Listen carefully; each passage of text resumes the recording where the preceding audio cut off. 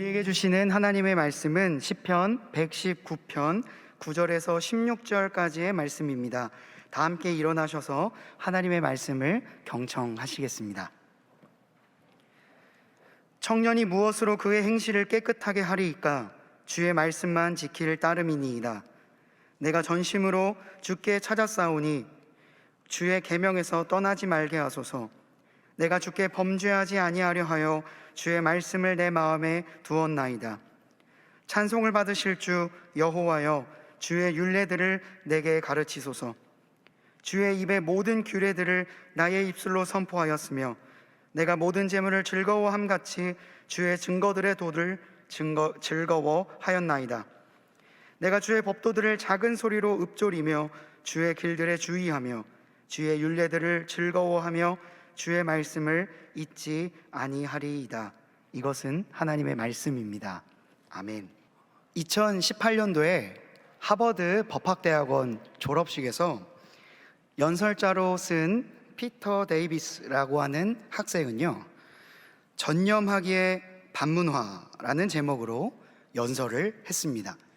그것이 얼마나 많은 반향을 일으켰는지 그 내용을 좀 더 보충하여서 2022년 1월에 전념이라고 하는 제목으로 책으로 발행되기도 하였죠.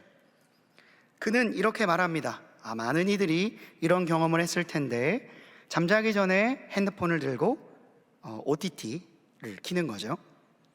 그걸 켜서 이것저것을 계속 서칭을 하는 겁니다. 포스터도 보고, 눌러서 누가 나왔는지도 보고, 내용도 얼추 보고, 이게 내가 봐도 될 만한 길이인지를 확인하고, 그런데 정작 고르지 못한 채 30분을 계속해서 서칭만 하다가 지쳐 쓰러져 잠이 든다는 거죠. 그럼 다음날 피곤함과 내가 뭐 했지? 라는 생각과 함께 이 일을 반복하고 있다는 겁니다. 그렇게 계속해서 무한 탐색 상태에 갇혀서 그냥 아무것도 하지 않은 채 포기하는 일상을 계속해서 살아가게 된다는 거고, 이런 상황이 지금 현대를 살아가고 있는 우리 청년들 사이에서 단순히 이 행동에서만 나타나는 것이 아니라 우리의 삶 전반적인 부분에서 나타나고 있는 하나의 시대적인 사조다라는 이야기를 했던 거죠. 어느 것도 선택하지 못하고 또 전념하지 못하는 상태에 놓이게 되어서 마치 액체화된 근대사회가 계속해서 바뀌는데 그곳에서 이리도 가지도 못하고 저리 가지도 못하는 무한 탐색 상태에 현대인들이 빠져 있다라고 지적했습니다. 그러면서 이렇게 덧붙였습니다. 우리는 종종 어떤 침략자나 선동가로 인하여서 아주 급격한 상황이 우리의 이 세대를 몰락시킬 것이라고 생각을 합니다. 하지만 정말 우리를 몰락시키는 것은 생각보다 덜 위협적이게 올지도 모르겠습니다. 바로 지속하지 못하는 삶의 모습에서부터 우리의 몰락이 시작될 것입니다 라는 이야기를 했던 거죠. 이 지속에 실패하는 것이 우리가 몰락할 수 있는 아주 좋은 토양이 된다는 겁니다. 그렇기 때문에 우리를 몰락시키는 무한 탐색에서 벗어나 딱 한 가지를 선택해서 집중하는 전념하기의 반문화가 우리에게는 반드시 필요하다라고 이야기를 했고, 이에 동참하자라고 연설에서 말하면서 사람들의 환호성을 받게 되었습니다. 그가 우리에게 제시한 해결책이 뭔지 아세요? 영화 한 편 골라서 그냥 끝까지 보라고 했습니다. 아모스 8장 11절에는요, 인류의 마지막에 등장하게 되는 기근이 있는데, 그 기근은 양식이 없어서 주림도 아니고 물이 없어서 가람도 아니고 여호와의 말씀을 듣지 못하게 되는 기갈이라고 말했습니다. 하나님의 말씀이 도처에 있어도 그것을 발견하지 못하고 다 치우쳐버리고, 그럼에도 불구하고 영원히 해결되지 않는 목마름을 가지고 살아가는 것이 인류의 마지막 모습이다. 아모스서는 너무나도 일찍 그 모습을 알고 있었는지도 모르겠습니다. 네, 정말 우리를 몰락하게 하는 거는요, 이 무한한 탐색과 검색, 가치가 수시로 변하는 이 액체와 같은 근대 속에서 어느 것도 선택하지 못하고 지속하지 못하면서 느껴지게 되는 공허함 때문에 멸망하게 될 겁니다. 그의 모든 연설이 저의 마음을 뛰게 했지만 마지막 말이 유독 제 마음을 강하게 울렸습니다. 전념하게 될 때 우리가 발생할 수 있게 되는 두 가지 유익 중 하나는, 첫째는 홀리네스, 신성함이라고 말하더군요. 그리고 둘째, 지속성이라고 말했습니다. 그러면서 정말 자신에게 큰 영감을 주었던 사람들을 만나보니까, 물론 젊은 시절 이런 선택도 해보고 저런 선택도 해봤지만 결국에 나에게 가장 큰 영감을 줬던 사람은 어느 한 곳으로 눌러 앉아서 그곳에서 어떤 한 사회, 어떤 한 사람, 어떤 생각, 그리고 자신이 추구하는 가치를 계속해서 전념했던 사람들이라고 말하더군요. 그것이 엄청난 그에게 기쁨을 주었다라고 말을 하였습니다. 우리에게도 이런 정신은 꼭 필요한 것 같습니다. 무한 탐색에서 벗어나서 계속적으로 집중할 수 있는 전념의 정신이죠. 이것이 저는 여러분들의 삶을 리핏해 줄 수 있다고 생각을 합니다.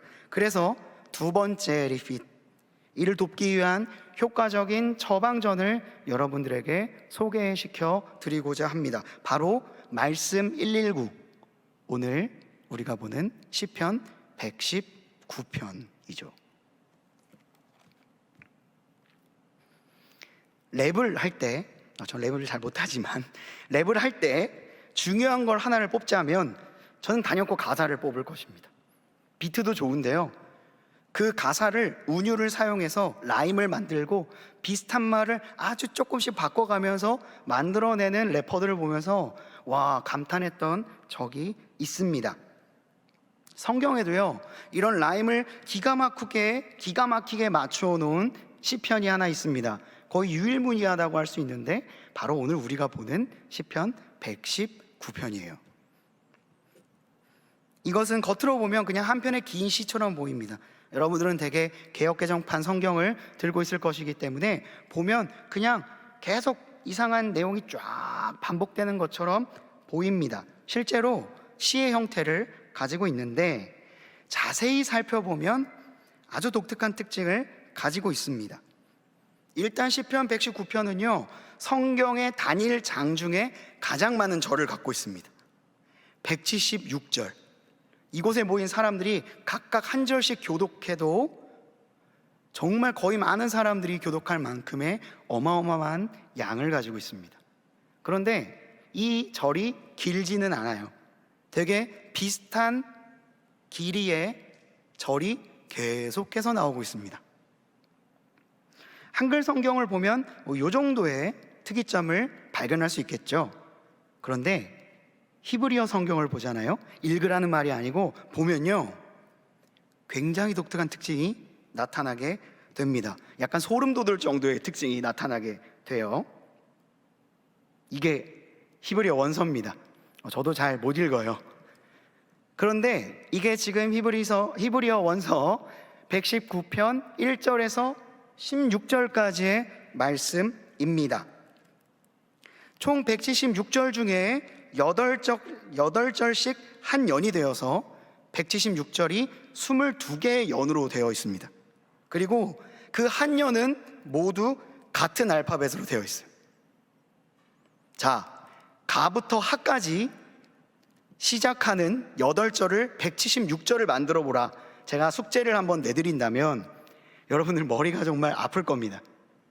보면 1절부터 8절은 히브리어의 가장 첫 번째 알파벳 A라고 할 수 있는 알렙으로 시작합니다. 다 알렙으로 시작하는 거예요. 그리고 9절부터 16절까지는 두 번째 B라고 할 수 있는 베트로 시작합니다.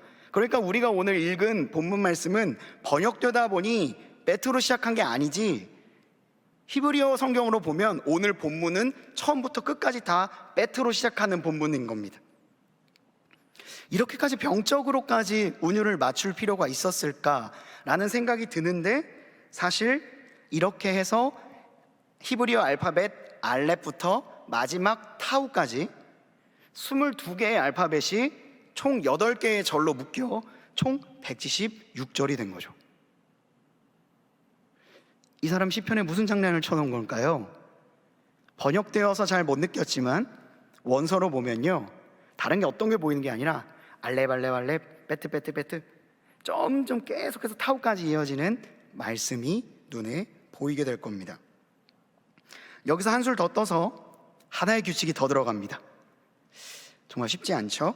바로 176절 모두 단 한 구절도 예외 없이 말씀이라는 단어가 들어 있습니다. 이렇게요. 이게 1절부터 16절 그리고 마지막 이제 타우까지 나오는 히브리어 본문입니다.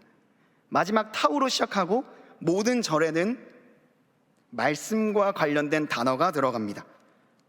그렇게 오늘 본문을 자세히 보면 9절부터 말씀, 계명, 말씀, 율례, 규례, 증거들의 도, 법도, 율례라는 단어가 반복적으로 계속해서 등장한다는 것을 알 수가 있어요. 이어지는 10절부터 그리고 끝나는 모든 절에 이런 단어가 들어가게 됩니다. 그러니까 이 시는요, 단순히 그냥 운율을 맞춰놓은 정도의 시가 아니라 누군가가 치밀하게 계획하여 기록한 수학적인 편지이고, 더 나아가서 단순한 라임을 맞추는 것에서 넘어서서 특별한 메시지를 완전히 누군가에게 각인시키기 위해서 의도적으로 편집된 수사학적인 편지입니다. 그 메시지는 바로 알파벳 알렙부터 타우까지, 흔히 말해서 가부터 하까지, 즉 우리의 알파와 오메가라고 할 수 있는 인생 전체에 있어서 하나님의 말씀이 매 순간마다 반드시 필요하다는 것을 우리에게 알려주는 시편이죠. 어린아이 시절부터 노인에 이르기까지 우리의 인생을 하나님의 말씀이 지탱해 줄 수 있다라는 것을 읽는 독자들에게 말해주고 있는 것입니다. 이 내용을 잘 요약한 본문이 오늘 우리가 읽은 9절부터 16절까지의 말씀입니다. 오늘 본문은 이렇게 시작합니다. 청년이 무엇으로 그의 행실을 깨끗하게 하리이까? 주의 말씀만 지킬 따름이니이다. 여러분들의 삶을 깨끗하게 해줄 수 있는 것은요, 다른 어떤 것도 아닌 하나님의 말씀이라고 말하고 있는 겁니다. 네, 알죠. 하나님의 말씀이 우리 마음을 깨끗하게 해준다는 거 익히 들어서 잘 알고 있습니다. 그러나 이걸 계속 얘기하는 거예요. 그 이유는 무엇일까요? 무언가를 배우는 거는요, 지식의 영역입니다. 그러나 이것을 활용하는 것은 지혜의 영역이기 때문입니다. 우리가 배운 것을 정말 올바른 곳에 올바르고 선하게 사용하기 위해서는 더 많은 지식이 필요한 게 아니라 더 많은 지혜가 필요한 것이죠. 잠언 2장 20절 말씀이 이렇게 말씀하는 것처럼 지혜가 너를 선한 자의 길로 행하게 하며 또 의인의 길을 지키게 하시리니 그렇기 때문입니다. 우리가 배운 수많은 지식들, 여러분들 갖고 있는 전공을 통해서 배운 수많은 지식들이 있죠. 기술들이 있습니다. 그것을 올바르게 사용하기 위해서는 지혜가 반드시 필요한데 그 지혜가 하나님의 말씀 안에 담겨 있다는 것입니다. 이어서 나오는 구절들은 그 하나님의 말씀을 나의 삶에 전념할 수 있게 하는 실제적인 방법에 대해서 알려주고 있습니다. 10절에는요, 주님을 찾는 자는 계명에서 떠나지 않게 될 것이다. 11절, 주의 말씀을 마음에 두는 자는 범죄하지 않게 될 것이다. 12절, 주님께서 우리에게 친히 율례를 가르쳐 주실 것이다. 13절, 주님의 규례를 너의 입술로 선포하라. 14절, 재물을 얻었을 때 즐거워하는 만큼 주의 증거의 도를 즐거워하는 삶을 살아라. 15절, 작은 소리로 읊조리는 이 행동을 통해 하나님의 말씀을 묵상하라. 16절 주의 율례를 즐거워하며 잊어버리지 않게 하라.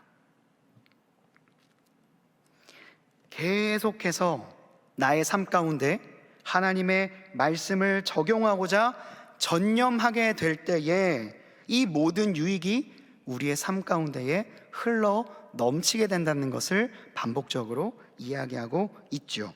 이를 더 효과적으로 우리에게 전달해 주기 위해서 시편 119편의 저자는 아주 치밀한 수학적 그리고 아주 세밀한 수사학적 방법으로 말씀이라고 하는 이 단어를 계속해서 우리에게 들려주고 있는 겁니다. 그런데 시편 119편 기자가 사용하고 있는 이 방법, 하나님의 말씀에 우리의 삶을 전념하게 하고자 지속적으로 들려주고 있는 이 말씀, 이것이 뇌과학적으로 매우 효과가 있는 방법이라는 것을 아십니까? 바로 우리의 뇌에는 기억을 관장하는 두 가지 기관이 있다고 합니다. 저는 전공자는 아니기 때문에 책과 지체들에게 도움을 좀 받았더니 뇌의 기억을 관장하는 기관이 총 두 가지가 있다고 합니다. 하나는요, 단기 기억, 그러니까 짧은 기억을 저장하는 전두엽, 그리고 이것을 장기 기억으로 넘어가게 하는 해마라는 기관이 있다고 합니다. 실제로 해마랑 비슷하게 생겨서 해마라고 불린다고 해요. 학술어로는 히포캄푸스라고 읽는 것 같습니다. 전두엽은 단기 기억을 주관합니다. 그리고 해마는 장기 기억을 주관합니다. 그러니까 어떤 정보가 우리에게 들어왔을 때 사람은 가장 먼저 전두엽에 정보를 넣어놓고 이것을 기억하는 거죠. 예를 들자면 엄마가 이렇게 말하는 겁니다. 동철아, 밥을 먹고 약을 꼭 먹어야 된다. 네, 엄마. 그러면 이 정보가 전두엽으로 들어오는 거죠. 이 기억을 영원토록 계속 가지고 있으면 참 좋겠지만 우리는, 특별히 어린 저는 이것을 금방 까먹고 맙니다. 사람마다 정도는 다르지만 최대 일주일 정도 이 정보를 우리의 뇌 속에서 가지고 있다고 해요. 저는 어느 정도인지 잘 모르겠습니다만 최대 일주일 정도라고 들었습니다. 이 정보를 더 오랜 기간 동안 잘 가지고 싶을 때 여러 효과가 필요하겠지만 그 중에서 제일 좋은 방법 중에 하나가 바로 반복입니다. 반복. 밥을 먹고 약을 먹어야 된다는 걸 누가 옆에서 계속해서 반복해 주는 거죠. 예를 들면 저희 어머니가 동철아, 밥 먹으면 꼭 약 먹어야 된다. 네, 엄마. 이 말이 일주일 안에 저에게 들려오면 저의 기억이 조금 더 오래가게 된다는 거죠. 근데 우리 어머님은 너무 열심히셔서 이 전두엽의 정보가 사라지기도 전에 저에게 다시 이렇게 말합니다. 동철아, 밥 먹고 나서 꼭 약 먹어야 된다. 꼭. 알겠다고요 라고 하는 말을 하게 되는 거죠. 이렇게 반복적인 정보가 우리에게 계속해서 찾아오게 되면 전두엽이 이건 중요한 정보네 라고 생각을 해서 해마로 넘긴답니다. 그러면 기억 기간이, 그 유통 기한이 훨씬 더 길어져서 반복을 몇 번 더 하다 보면 웬만해서는 이 정보를 잊어버리지 않게 된다는 거죠. 사람마다 차이는 있지만 몇 번 반복된 기억은 짧게는 한 달 아니면 그 이상의 기간 동안 저장이 된다고 합니다. 네, 우리가 그동안 귀에 인이 박히듯이 들었던 우리 부모님들의 잔소리는요, 약 먹어라, 집에 와서 발 씻어라, 이 안 닦으면 이 썩는다, 정신 똑바로 차려라, 공부해라, 이런 수많은 이야기들은요 사실 우리의 전두엽에 있는 기억을 소멸시키지 않고 해마로 이어지게 해서 우리가 영원토록 그 정보를 잊지 않고 살면서 사람답게 살기 하기 위한 부모님의 사랑의 표현이었던 거죠. 오늘 어버이날이죠. 아직 부모님께 문자 아직 안 보내신 우리 지체분들 계시다면 부모님께 이 문자 한번 보내보시면 어떨까요? 부모님, 그때 하신 사랑의 표현들이 지금 저를 잊게 했습니다. 어머니께서 계속해서 저에게 이 정보를 반복시켜 주셔서 제 전두엽이 반응하여 이 정보가 지금까지도 잊혀지지 않고 저를 지탱하고 있습니다. 그 한없는 사랑, 그 한없는 잔소리 진심으로 감사합니다. 사랑합니다. 그러니까 어머니 영양제 꼭 챙겨 드세요 라고 문자 한번 보내심이 어떨까요? 정리하자면요, 무언가 정말 중요한 것을 계속해서 기억을 갖고 있고 싶다면 적어도 일주일에 한 번쯤은 반복해 주라는 겁니다. 공교롭게도 주일마다 여러분들은 하나님을 만나고 있으니까 여러분들에게 주님은 해마 안에 계신 거죠. 그렇다고 믿습니다. 그 과정을 시편 119편 기자가 얼마나 더 정확하게 알고 있었는지, 그가 과학도였는지는 사실 잘 모르겠습니다. 그러나 적어도 시편 119편 기자는요, 오랜 기간 세월이 빚어낸 지혜를 통하여서 이 방법을 우리에게 알려주고 있는 거예요.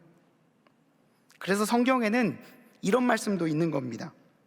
너희는 나의 이 말을 너희의 마음과 뜻에 두고 또 그것을 너희의 손목에 메어 기호로 삼고 너희 미간에 붙여 표를 삼으며 또 그것을 너희 자녀에게 가르치며 집에 앉아 있을 때든지 길을 갈 때든지 누워 있을 때든지 일어날 때든지 이 말씀을 강론하고 또 내 집 문설주와 바깥문에 기록하라. 하나님의 말씀을 어디서든 볼 수 있도록 기록해 놓으라는 겁니다.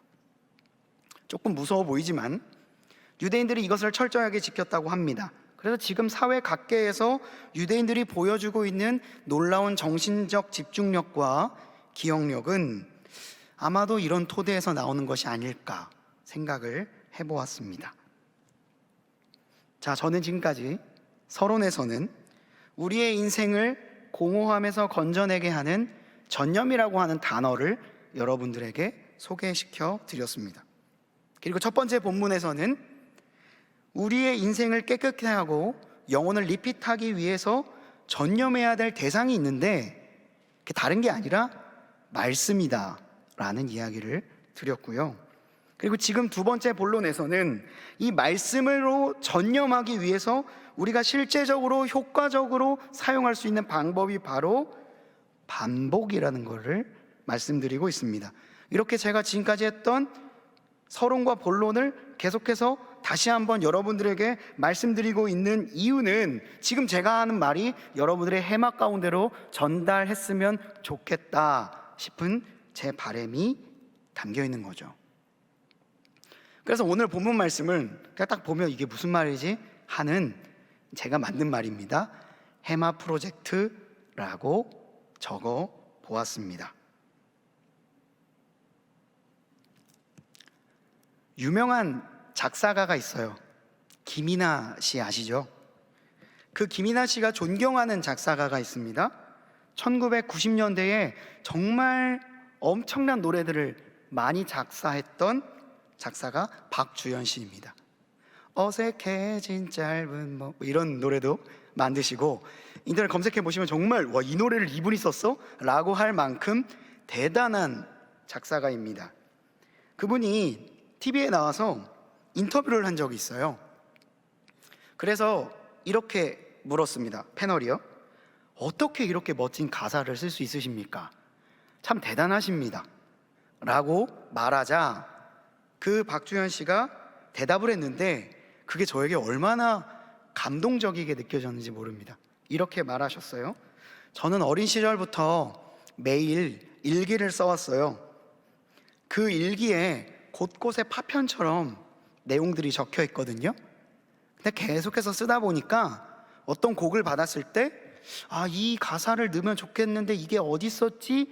라고 일기장을 들춰보면 그 말이 있어서 그것을 다시 각색하여서 지금까지 수많은 노래를 만들어 왔습니다 라고 말하더군요. 굉장히 중요한 얘기를 해준 거예요. 한 가지 매일매일 아주 작은 일일지라도 계속해서 반복하고 그 아카이브를 만들어 왔을 때, 그리고 내가 나의 인생을 위해서 아주 작은 거지만 수없이 반복해왔던 그 일이 그때에는 별로 우리의 인생에 도움이 안 되는 것처럼 보이지만 정말 중요한 순간에, 정말 절체절명의 순간에 우리에게 지혜를 가져다 줄 수 있다는 말이에요. 우리의 사소한 습관이 우리의 상황을 바꿔줄 와일드카드가 됨이 동시에 우리의 타락을 막아줄 바리케이트도 될 수 있다는 겁니다. 여러분들이 그냥 때로는 습관적으로 하는 일종의 루틴이 말이죠, 아주 위기의 순간에 여러분들을 지켜줄 수 있다는 거예요. 그러니 말씀이 여러분들의 해마에 각인될 수 있도록 계속해서 삶에 노출시킬 필요가 있는 거죠. 살다 보면 수많은 일들이 벌어집니다. 예상치 못한 일들, 정말 나의 이 단전에서부터 끝까지 화가 차오르게 하는 일들이 발생하게 되는 거죠. 그때에 우리의 해마에 있는 기억이 제일 먼저 나올 거예요. 맞았어? 맞는 대로 그대로 갚아줘야지 라고 하는 생각을 계속 반복적으로 갖고 있다면 주먹이 나가는 겁니다. 그러나 하나님의 말씀이 우리의 해마에 가장 지분을 많이 갖고 있다면 그때 여러분들이 말씀을 떠올릴 수 있는 거예요.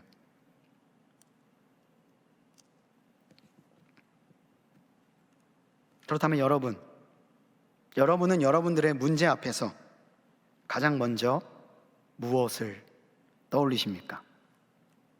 하나님의 말씀이십니까? 아니면 여러분들이 함께 나눴던 기도와 묵상이십니까? 여러분들이 인생에서 맞닥뜨리게 되는 문제를 해결하는 가장 첫 번째 반응이 여러분들이 그동안 해왔던 해마 프로젝트의 결과물일 거예요. 그렇다면 우리의 해마가 더 많은 하나님의 말씀을 담게 하기 위해서 우리가 할 수 있는 구체적인 방법들이 무엇이 있겠습니까? 정말 많을 거예요. 네, 오늘 추천해 드릴 수 있는 방법, 제가 실제로 해보고 참 많은 도움을 받았던 방법, 바로 내 가장 가까운 데 있는 전자기기에서부터 말씀이 가장 먼저 노출될 수 있도록 모든 것을 새로 세팅하는 방법입니다. 정말 부끄러운 얘기지만 제가 해외에서 잠깐 있을 때 중독에 빠져 있었습니다. 저는 축구를 너무나도 좋아해서 오늘 손흥민이 골 넣은 것도 너무 기뻐하고 있는 상황인데 그것을 현지에서 볼 수 있다니요. 큰 축복이었습니다. 독일에 있으니 독일 1부 리그부터 8부 리그까지 볼 수 있었어요. 근데 제가 축구에 중독이 되어서 하나님의 말씀은 뒤로 한 채 매일매일 축구만 봤던 적이 있습니다. 그때에 제가 제일 먼저 바꿨던 것은 제 유튜브에서 축구 썸네일을 다 바꾸는 거였어요. 얼마나 많은 축구를 봤겠습니까? 그러자 막 1960년대의 축구 스타의 히스토리까지도 제가 알게 되더라고요. 그런 내용들을 바꿀 필요가 있었습니다. 제가 이걸 싫어서 가는 게 아니라 저는 딱 몇 가지 결과만 알고 싶은데 이것이 너무나도 많은 TMI를 저에게 전달해 주다 보니 저는 거의 캐스터 수준의 지식을 갖게 되는 것이죠. 제가 그 직업을 가진 것도 아닌데도 말이죠. 그래서 저는 알고리즘을 역이용하기로 했습니다. 아주 초등학생 같은 마인드로 축구 보지 마라고 포스트잇으로 써놨습니다. 유튜브 키지 마, 그 시간에 다른 거 해, 뭐 이런 걸 써놓은 거예요. 그래서 책상에 앉을 때마다 야 축구 보면 안 되지 라고 저의 삶에 계속해서 각인시켰습니다. 그것뿐이겠습니까? 제가 중독되는 게 축구뿐이었겠습니까? 중독은 서로 얼마나 친한지, 축구는 영화를 불러오고 영화는 게임을 불러오고 게임은 더 많은 것들을 불러옵니다. 잠깐 하는 건 괜찮은데 나의 일생에 영향을 미치는 거라면 경계할 필요가 있겠죠? 그래서 저는 제 유튜브를 지속적으로 찬양을 계속 눌렀습니다. 제가 찬양을 듣든 안 듣든 찬양을 계속 누르고 관심 없음으로 계속 바꾸고 썸네일 청소에 들어가게 된 것이죠.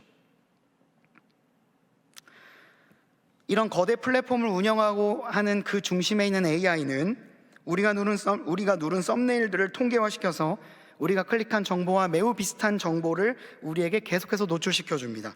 그래서 몇 번만 하다 보면 클릭한 그 영상과 비슷한 영상이 계속해서 우리의 썸네일에 노출되게 되는 거죠. 그렇다면 한번 여쭤보겠습니다. 여러분들의 유튜브 썸네일을 저에게 한번 보여주실 수 있겠습니까? 아니요, 저에게만이 아니더라도 하나님 앞에 보여주실 수 있겠습니까? 그게 잘못된 건 아닙니다. 그러나 그것은 마치 인바디처럼 우리의 인소울을 가장 잘 표현하고 있는 우리의 지표일 겁니다.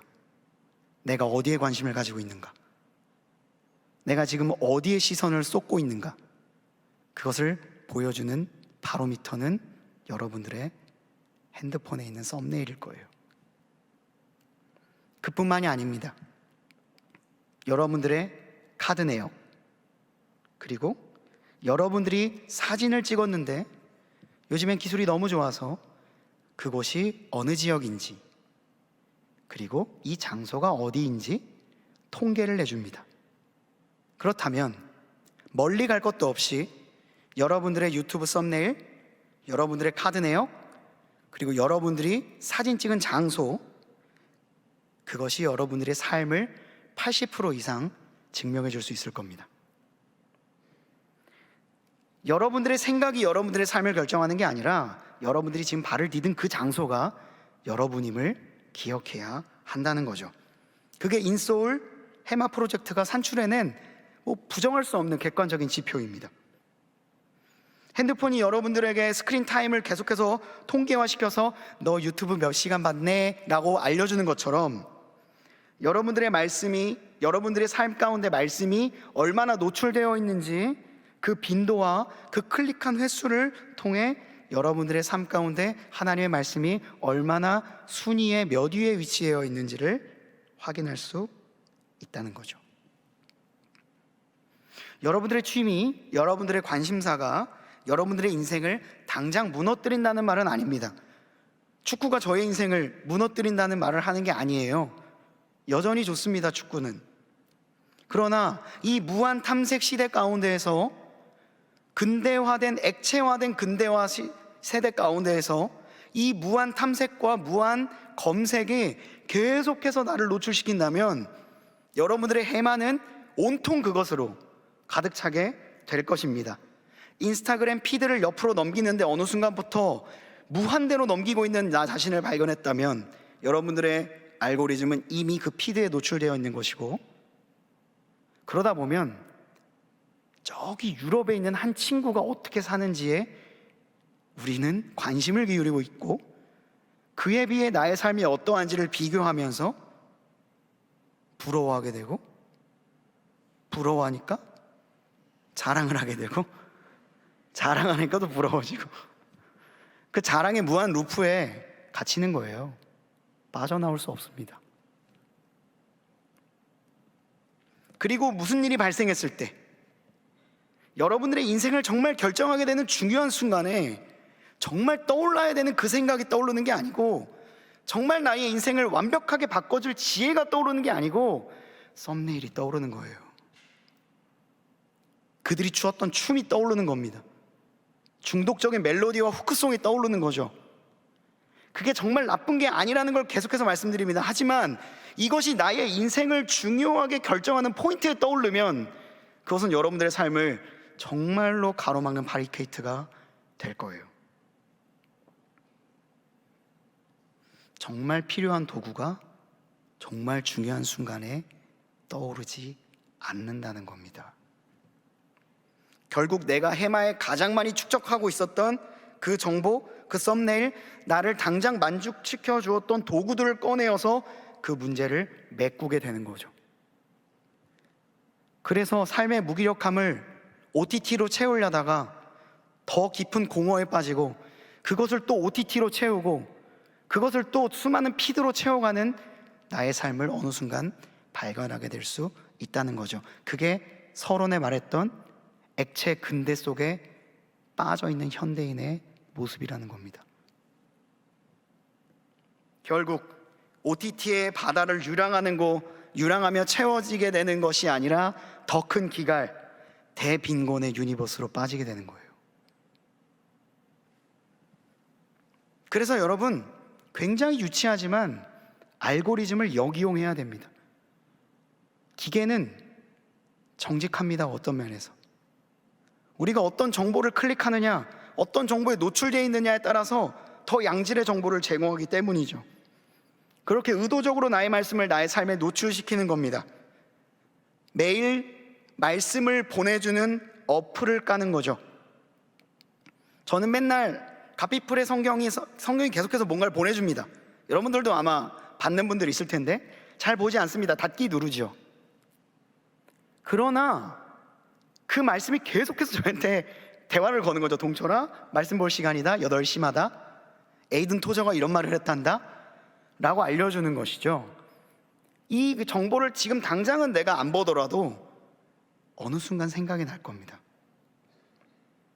그리고 배경으로 말씀으로 배경을 만들어 놓거나, 한 친구는 제가 핸드폰 볼 때마다 피식하고 웃게 되는데요, 엄청 크게 궁서체로 하나님께 여쭤봐라라고 써 있습니다. 고개를 숙이는 한 지체가 있고요, 하나님께 여쭤봐라라고 대문짝만하게 써 있습니다. 이 지체가 정말 매 순간을 하나님께 여쭤볼까요?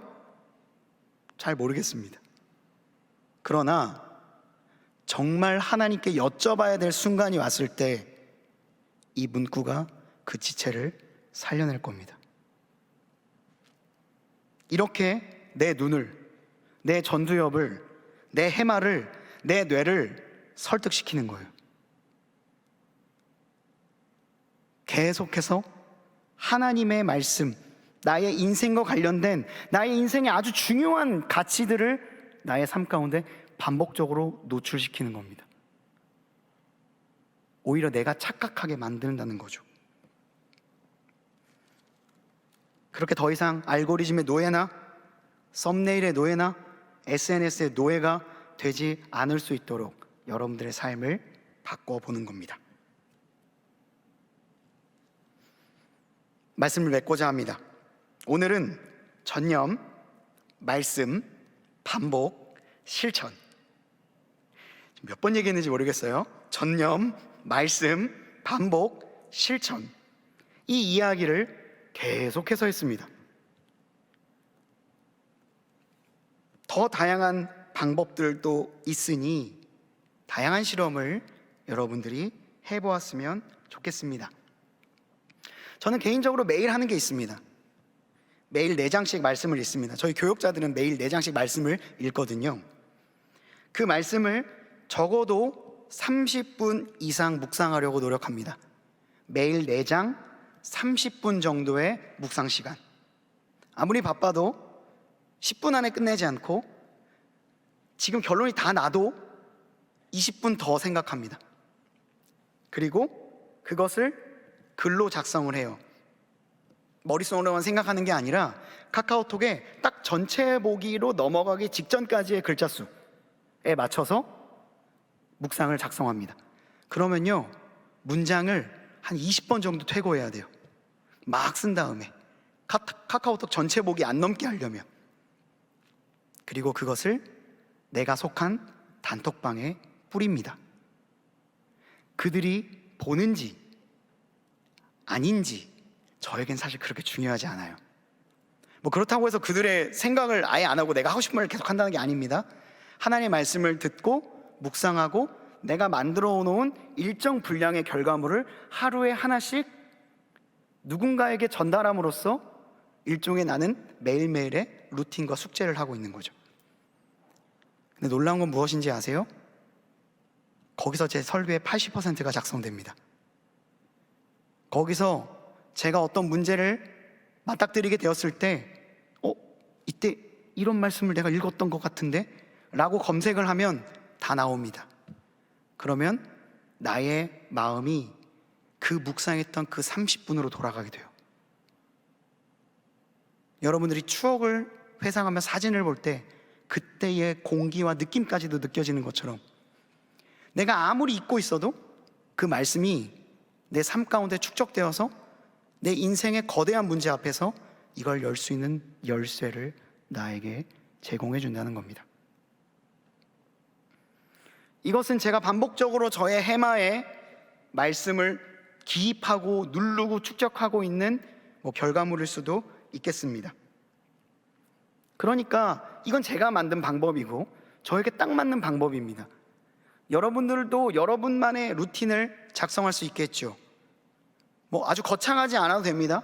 아주 작은 것이든 그것을 지속적으로 할 수 있는 마음을 가지셔야 한다는 거죠. 해마 프로젝트를 해보시라는 겁니다. 누군가 이렇게 말할 수 있습니다. 목사님, 저는요 작심 3일 지나면 다 무너져요. 잘 됐습니다. 3일 후에 다시 하면 되니까요. 더 좋죠. 반복을 또 하니까. 그럼 나의 뇌는 얘는 3일 정도의 리프레시가 되는 친구구나. 그래서 3일에 맞는 기준을 여러분들에게 제시해 줄 겁니다. 그렇게 여러분들이 3일이 3년이 되는 거죠. 강조되고 반복되는 소리는 강아지를 불안하게 합니다. 명언이죠. 근데 강조되고 반복되는 말씀은요, 우리의 영혼을 살립니다.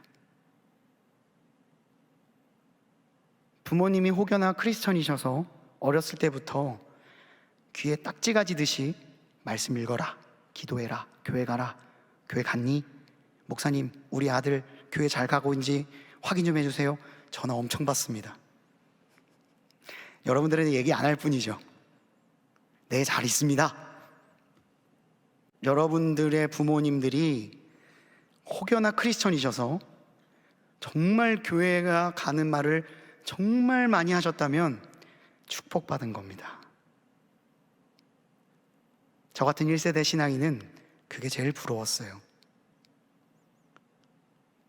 그럼 여러분, 이제 주저하지 말고 하나님의 말씀을 읽으십시오. 그 말씀 아주 짧은 거라도 상관없습니다. 그 말씀을 반복적으로 여러분들의 삶에 노출시키십시오. 시편 119편 기자가 아주 집요하게 말씀을 집착하여서 이 성경을 썼듯이 여러분들만의 시편을 써보시길 바랍니다.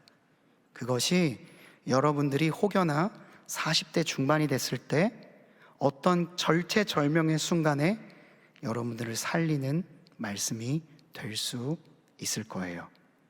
기도하시겠습니다. 아버지 하나님, 감사합니다. 우리의 삶 가운데 찾아오는 수많은 문제를 해결할 능력은 하나님의 말씀 안에 있습니다. 청년이여, 어떻게 이 행실을 깨끗하게 할 수 있겠습니까? 이 말씀에 하나님의 답은 하나님의 말씀뿐이다 였습니다. 그 말씀을 한 절도 빼지 않고 기록하며 나의 인생 처음부터 끝까지 하나님의 말씀으로 채우고자 했던 시편 기자의 고백처럼 우리의 삶을 하나님의 나라를 위해 나의 삶 가운데 하나님의 나라를 만들어가는 데에 쓰임받을 수 있는 우리 지체들, 말씀의 용사들 될 수 있도록 인도하여 주시옵소서. 각 부서에서 진행되는 수많은 말씀과 기도 사역들, 그것이 우리 친구들을 귀찮게 하고 힘들게 하는 것이 아니라 오히려 이들의 영혼을 성장케 하고 더 풍성하게 하는 놀라운 해마 프로젝트임을 우리가 인정하고 각 부서에서 진행되는 나의 개인적으로 진행되는 수많은 삶의 여정들 가운데 하나님의 말씀이 깃들게 하여 주시옵소서. 이 모든 간구 우리 구주 예수 그리스도의 이름으로 기도드리옵나이다. 아멘. 우리 말씀을 기억하며 다 함께 일어나셔서 나는 예배자입니다. 그리고 임례 찬양하도록 하겠습니다.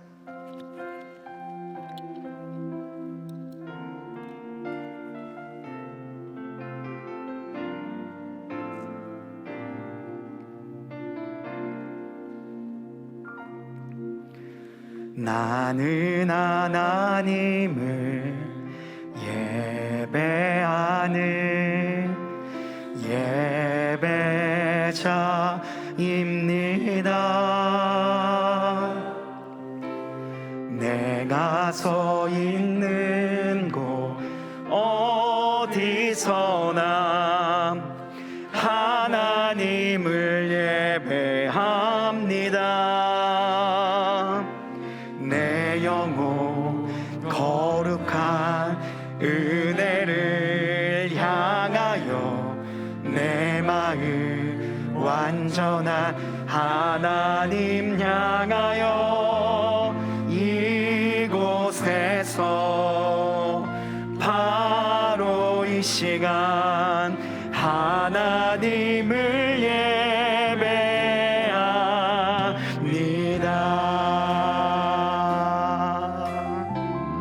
다시 한번 찬양하겠습니다. 나는 하나님을 예배하는 예배자입니다. 내가 서 있는 곳 어디서나 하나님을 예배합니다. 내 영혼 거룩한 은혜를 향하여 내 마음 완전한 하나님 향하여 이곳에서 바로 이 시간 하나님을 예배하. 내 영혼 거룩한 은혜를 향하여 내 영혼 거룩한 은혜를 향하여 내 마음 완전한 하나님 향하여 이곳에서 바로 이 시간 하나님을 예배합니다. 우리의 마음을 다해 찬양합니다. 우리 모두 예배하는 자 되어 온전히 영과 진리로 주를 예배하자.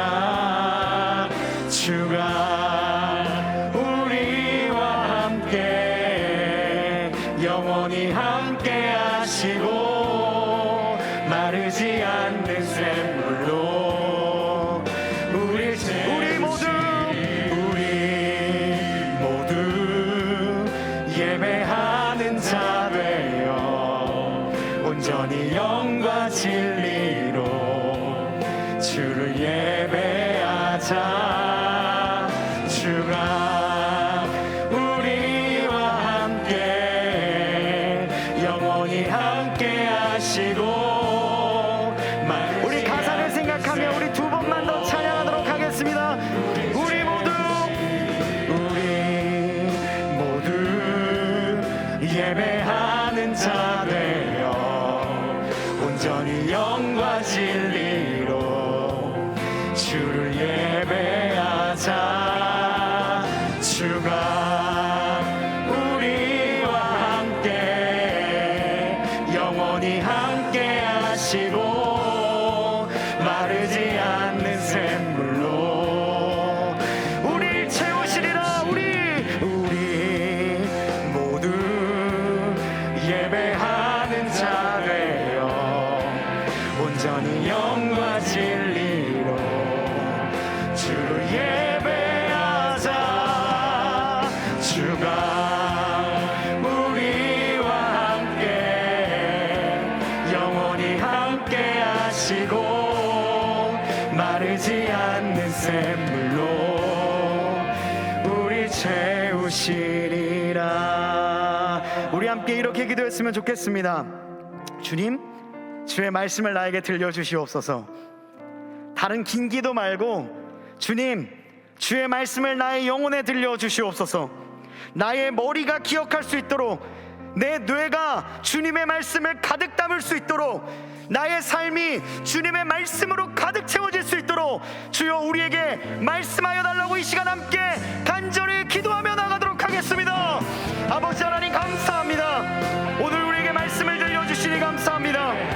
우리의 삶 가운데 들려오는 주님의 말씀을 온전히 받아들이겠습니다. 주님의 말씀이 바다처럼 밀려올 때 온전히 주의 바다에 잠길 수 있도록 우리의 삶을 주님 앞에 세우길 원합니다.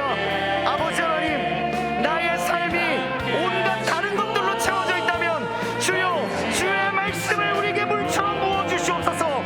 나의 영혼이 주님의 말씀으로 깨끗이 씻김 받을 수 있도록, 우리의 삶 가운데 말씀이 가득 차서 넘칠 수 있도록 하나님 아버지 우리에게 말씀을 들려주시옵소서.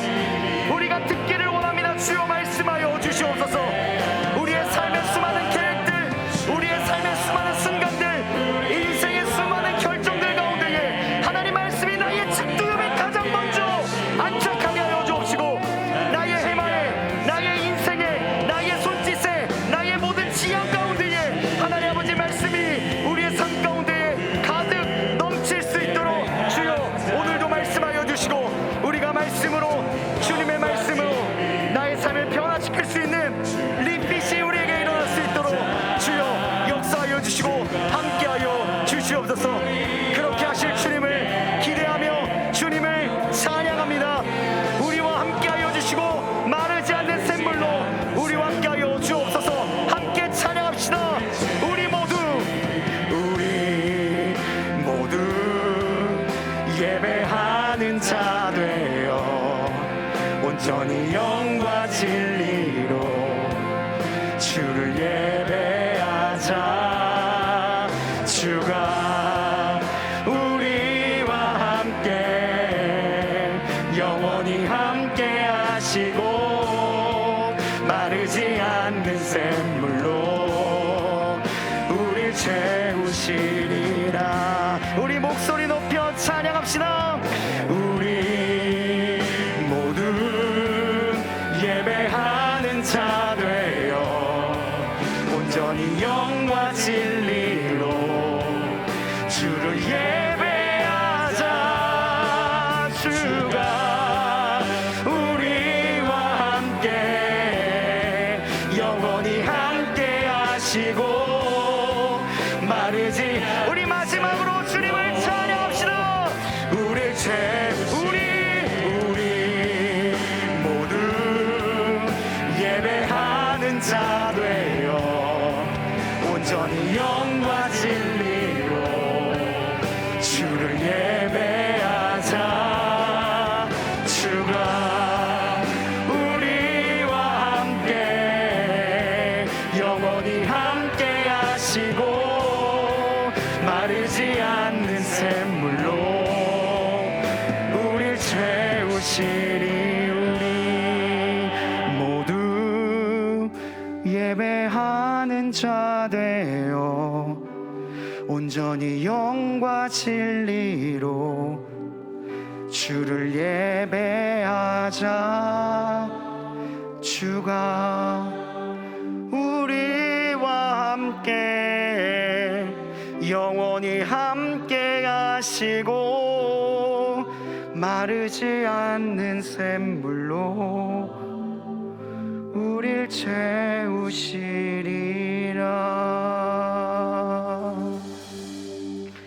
5월 이달의 말씀을 함께 믿음으로 선포하시겠습니다. 서로 친절하게 하며 불쌍히 여기며 서로 용서하기를 하나님이 그리스도 안에서 너희를 용서하심과 같이 하라. 아멘.